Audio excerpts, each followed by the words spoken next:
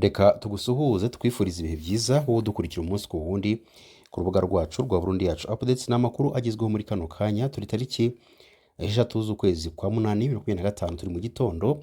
Rero niba usanzwe ukurikira amakuru tukugezaho ariko ukaba utarakora subscribe, uyu ni umwanya mwiza wo gukora subscribe kugira ngo aya makuru ajya kugeraho mbere y'abandi. Rero ntabwo bigoye, ni ukureba hasi gato ya video urimo kureba, urabona akajambo subscribe gakandeho, tegerezo gatoya urabona akamenyetso kameze nk'inzogera no gakandeho kugira ngo ujye dukurikira umunsi ku wundi.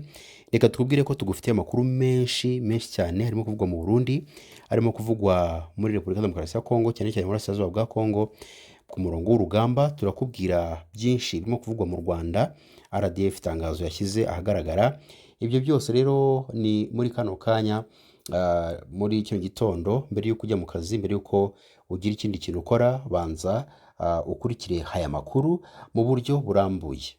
Igisirikare cy'u Rwanda RDF cyatangaje ko hari abasirikare babiri bacyo bo mu rwego rwa ofisiye ndetse n'abasivile 20 bafunzwe, bakaba bakurikiranyweho n'ubutabera ibyaha bitandukanye. RDF yemeje aya makuru biciye mu itangazo yasohoye kuri uyu wa kabiri tariki 5 Kanama. Yagize iti ubuyobozi bwa RDF buramenyesha ko ubushinjacyaha bwa gisirikare bukurikiranye mu butabera abofisiye babiri ba RDF hamwe n'abasirikare n'abasivile 20 bakurikiranwe ku byaha bakekwaho bakoranye n'abo ba ofisiye. Yavuze ko bariya bose bafunzwe by'agateganyo n'ubushinjacyaha bwa gisirikare bukurikiranyweho ibyaha birimo ubufatanyacyaha ku kwakira no gutanga inyandiko utemerewe ndetse n'ikindi cy'ubufatanyacyaha mu gukoresha umutungo wa leta icyo utagenewe. RDF yasobanuye ko icyaha bariya bantu bakurikiranyweho bijyanye n'uburyo uburyo haguzwe amatike y'indege kuri konte ya Minisiteri y'Ingabo mu buryo bunyuranyije n'amategeko.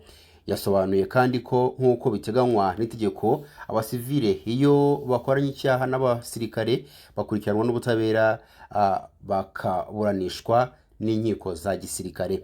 Nubwo igisirikare cy'u Rwanda kitegeze gitangaza amazina y'abafunzwe mu yakunzwe kugarukwaho mu itangazamakuru kuva mu cyumweru gishize, barimo abanyamakuru Rugaju Regan w'urwego rw'igihugu rw'itangazamakuru RBA na Ishimwe Richard wa radio SKFM.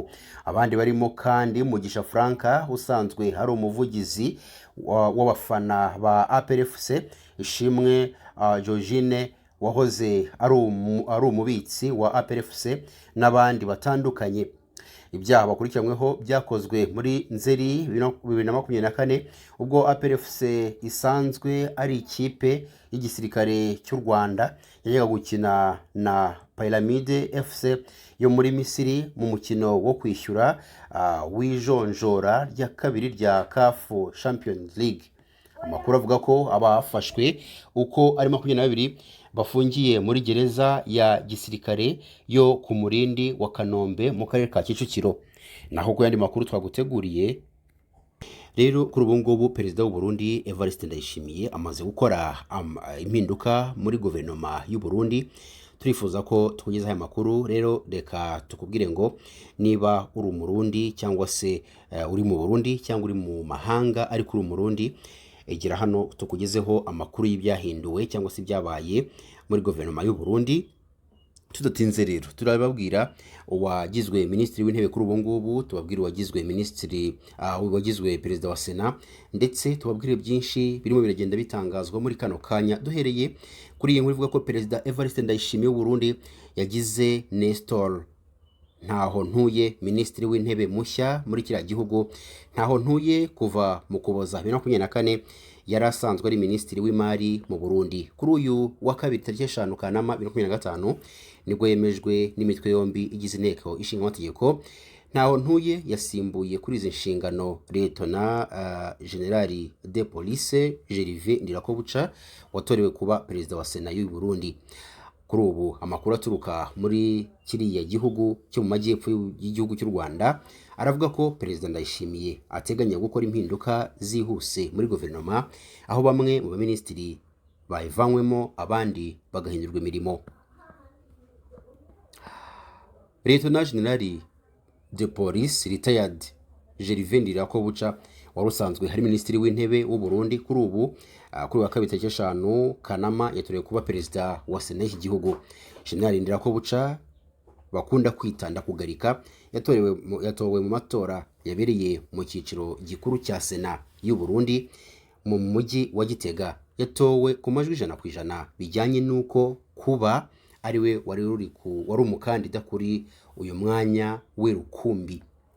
Uyu mugabo w'imyaka 55 y'amavuko agomba kuyobora Sena y'u Burundi mu myaka 5 iri imbere. Abandi bazafatanya nawe ni Generose Ngendanganya watorewe kuba vice perezida wa mbere ndetse na Clotilde Kampimbare watorewe kuba vice perezida wa kabiri. Uko ari batatu bose n'abarwanashyaka b'ishyaka CNDD-FDD riri ku butegetsi mu Burundi. Ibivuzwe ko Sena y'iki gihugu bivuze ko Sena y'iki gihugu n'umutwe w'abadepite byose bigomba kuyoborwa na ririya shyaka riri ku butegetsi. Impamvu nuko mu matora y'abadepite yabaye muri Kamena CNDD-FDD ariyo yegukanye imyanya yose yahatanirwaga mu nteko ishinga amategeko uko ari 100. Iyi myanya yiyongereyeho indi 11 yagenwe hagendeye ku ihame ry'uburinganire bw'abagore n'abagabo ndetse n'amoko. Ndirakobuca yari minisitiri w'intebe w'u Burundi kuva muri Nzeri 2022 ubwo asimburaga kuri uwo mwanya General Alain Guillaume Bunyoni, kuri ubu ufunze nyuma yo guhamwa ibyaha birimo gushaka guhirika ubutegetsi bwa perezida Evariste Ndayishimiye. Mbere yaho yari minisitiri w'umutekano w'imbere mu gihugu. General Gervais Ndirakobuca yasimbuye ku mwanya wa perezida wa Sena y'u Burundi Emmanuel Sinzohagera wari perezida wayo kuva mu mwaka wa 2020. Naho ku yandi makuru twifuza kukugezaho muri kano kanya, urabizi neza ko General Sultani Makenga yakoresheje inama, yayoboye inama, yari yambaye neza rwose, yambaye impuzankano ya gisirikare ariko iri mu bundi bwoko. Ntabwo twabaje gusobanukirwa niba ari uniform z'abayobozi bakomeye ba M23, ariko yari yambaye rinete z'umukara, yambaye impuzankano nziza cyane. Inyuma ye hari umusirikare umurinze wari umufashije telefone ndetse n'ibindi. Uyu mugabo rero harimo haribazwa ese inama yakoreye igoma yaba yaravugiyemo ibiki. Turifuza kubigarukaho 5 kuri 5, ntujye kure kugira ngo hugende usobanukirwa byinshi mu kugenda bitangazwa. Indi nkuru yihutirwa ni inkuru ivuga ko M23 kuri ubu ngubu yahuye n'uruva gusenya nyuma yuko ishotoye n'umutwe witwa CMC. Nabwo turaje tubigarukaho 5 kuri 5. Si yo nkuru gusa tubafitiye indi nkuru ivuga ko u Rwanda rugiye kwakira bimukira barenga 150 baturutse mu gihugu cya Repubulika muri Amerika mutubabarire kwa Trump. Nabyo turaje tubigarukeho ese kubera ikibaje ni bantu ki. Byose ni hano ku rubuga rwacu. Si yo nkuru gusa tubafitiye indi nkuru ivuga ko Ingabire Victoire yajuririye icyemezo cyo gufungwa by'agateganyo. Ibi nabyo biri mu nkuru twabateguriye, rero ntujye kure kugira ngo ugende usobanukirwa ibirimo kugenda bitangazwa. Duhereye kuri iyi nkuru y'umugaba mukuru w'ingabo z'umutwe wa AFC M23 General Sultani Makenga ku wa mbere 4 Kanama yayoboye inama yo mu rwego rwo hejuru yahuje abayobozi batandukanye bo muri uriya mutwe. Ni inama yabereye mu mujyi wa Goma yitabirwa n'abayobozi barimo Guverineri w'Intara Kivu y'Amajyaruguru Erasto Bahati Musaga, ari Musanga, ba Guverineri bamwungirije, meya w'umujyi wa Goma ariwe burugumesitiri cyangwa se biterwa no kubisoma, ntabwo byoroshye, n'abakomine zigize uyu mujyi, abayobozi ba za teritwari ndetse n'abayobozi ba quartier. Iyi nama yabaye nyuma y'amezi 6 AFC M23 yigaruriye umujyi wa Goma, yibanze mu bijyanye nuko umutekano, imiyoborere ndetse n'imibereho y'abaturage byifashe. Abayobozi batandukanye bamuritse ibimaze kugerwaho mu duce bayoboye, banagaragaza imbogamizi bagihura nazo zibabangamiye. General Makenga mu butumwa yahaye bariya bayobozi yabibukije ko ikinyabupfura n'ubumwe ari ingenzi cyane ku buzima bwa buri munsi, anasaba gushyira imbere umuturage mu mutima w'ibyo bakora byose.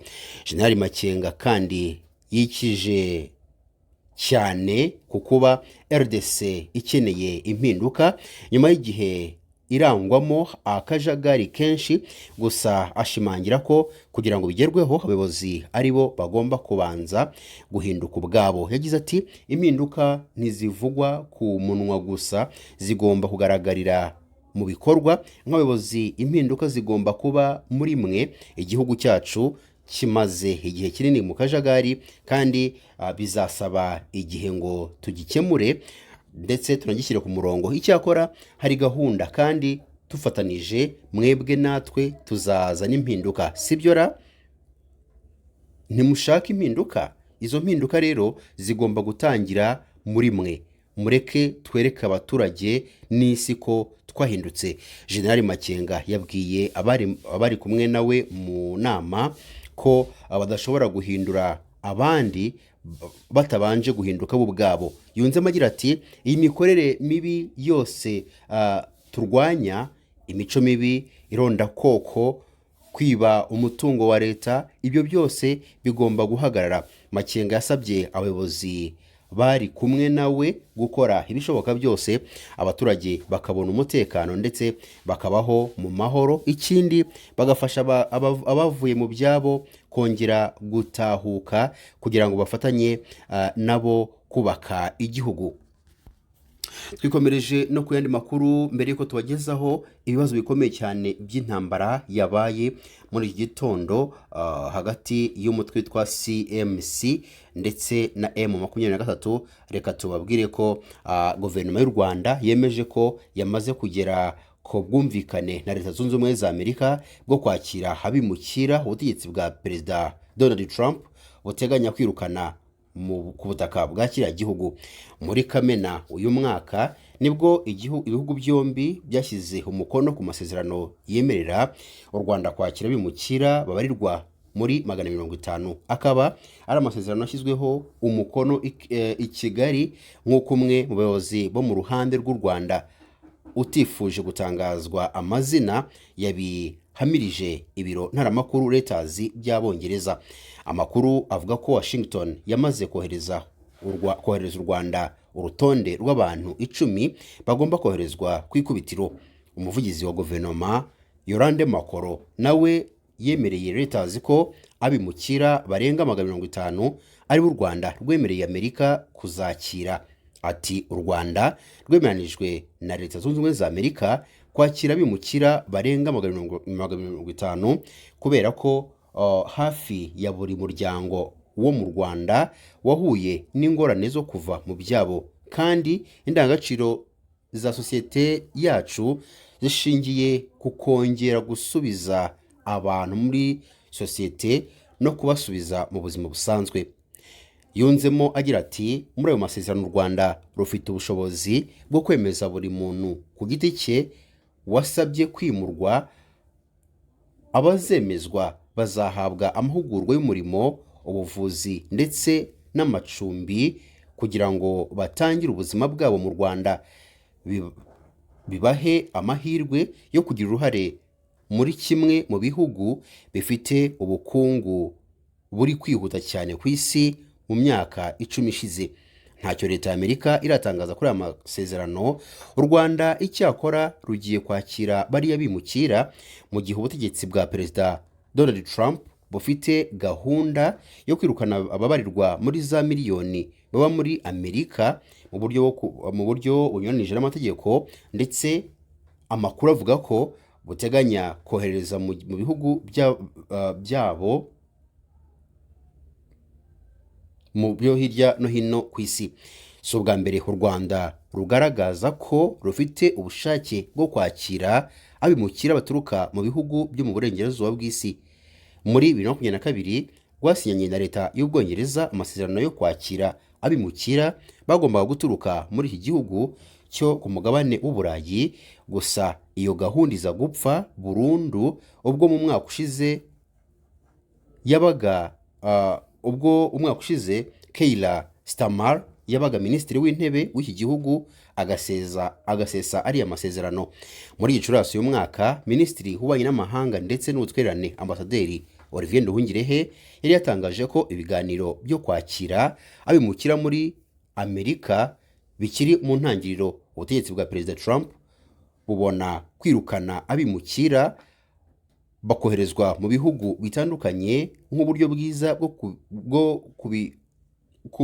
bwo kubigobotora, by'umwihariko abahamijwe ibyaha. Icyakora abatavuga rumwe nabyo babunenga kuba birukana ari igikorwa kibi kandi cy'ubugome bijyanye no kuba hari ubwo bakoherezwa mu bihugu bishobora guhuriramo n'urugomo, ibyo badafitemo abantu baziranye cyangwa batazi indimi zivugwayo. Ubutegetsi bwa Trump kandi bumaze igihe bwotsa igitutu ibihugu bitandukanye bubisaba kwakira abimukira, ndetse nko muri Gicurasi uyu mwaka El Salvador yakiriye abanya-Venezuela barenga 200 birukanwe muri Amerika, aho bari bamaze igihe bafungiye bashinjwa kugira uruhare mu bikorwa by'amabandi.